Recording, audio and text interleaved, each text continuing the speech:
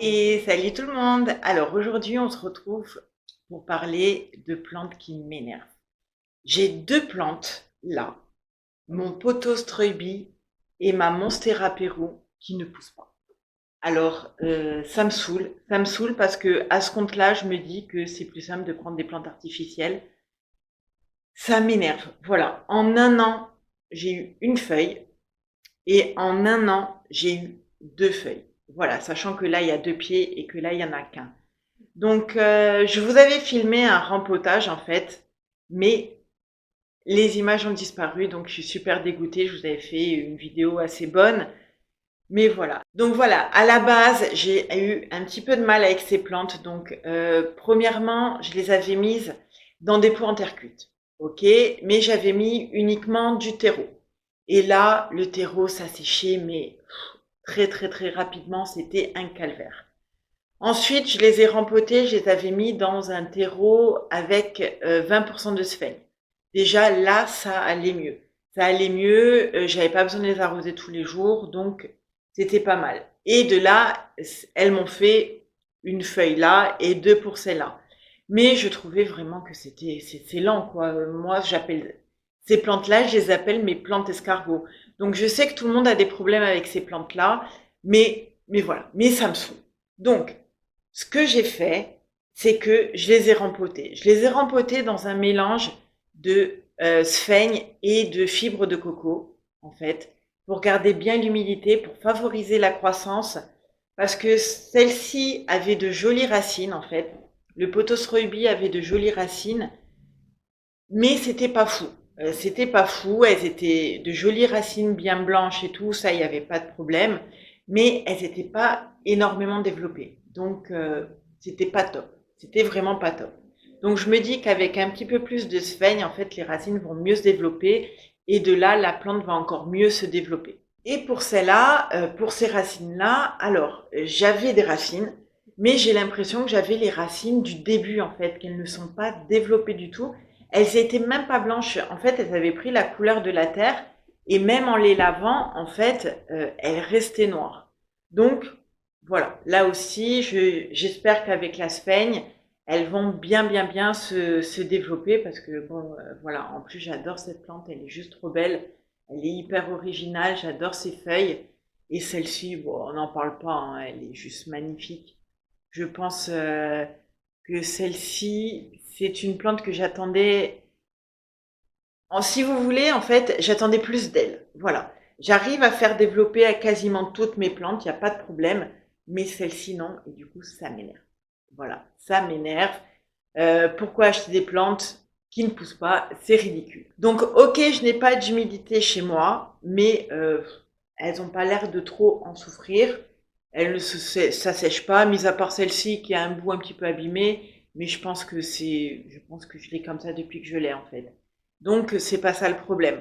Ensuite, je les vaporise un petit peu, mais non, mais c'est pas l'humidité le problème, c'est sûr. Donc autant mes autres monstera se développent, mais à une allure dingue, autant certains de mes potos ça va, même si quand même c'est un petit peu plus lent qu'un philodendron, admettons, mais par rapport à ma monstera, voilà, celle-là je n'y comprends rien. Je n'y comprends strictement rien.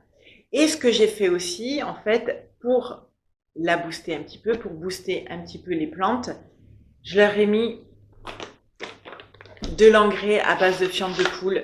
Je vous en avais fait une vidéo dernièrement et j'avais vu de beaux résultats sur mon piléa, sur une plante succulente et sur mon potager. Donc je me dis que si avec ça elle se développe pas, elle se développe plus quoi.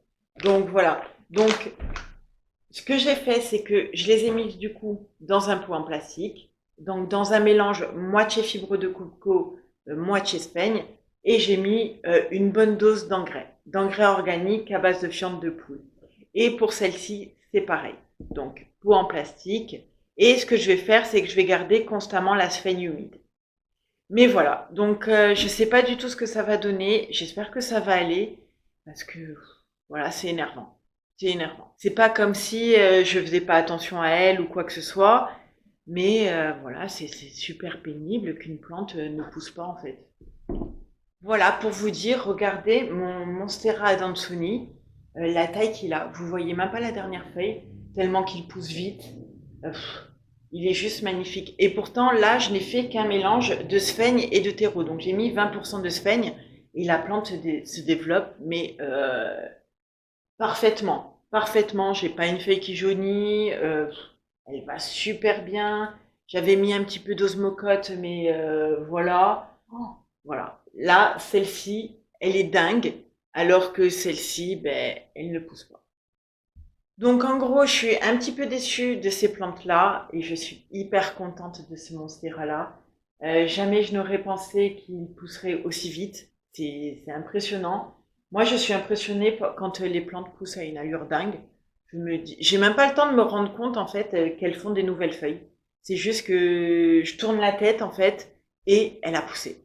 Donc ça j'adore. Ça j'adore. Ça j'aime moins. Donc j'espère qu'avec tout ça, elles vont enfin partir.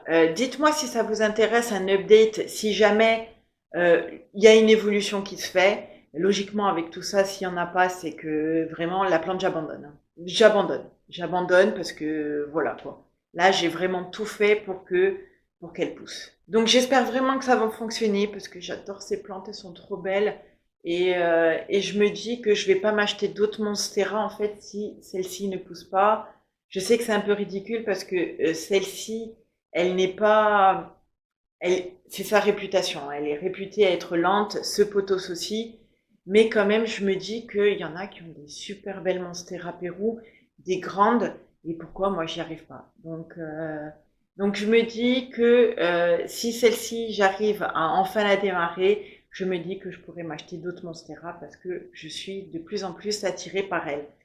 C'est des plantes que je trouve originales, belles et faciles d'entretien.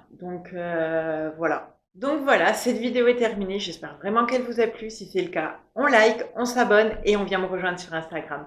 Sur ce, je vous fais plein de gros bisous et je vous dis à bientôt dans la prochaine vidéo.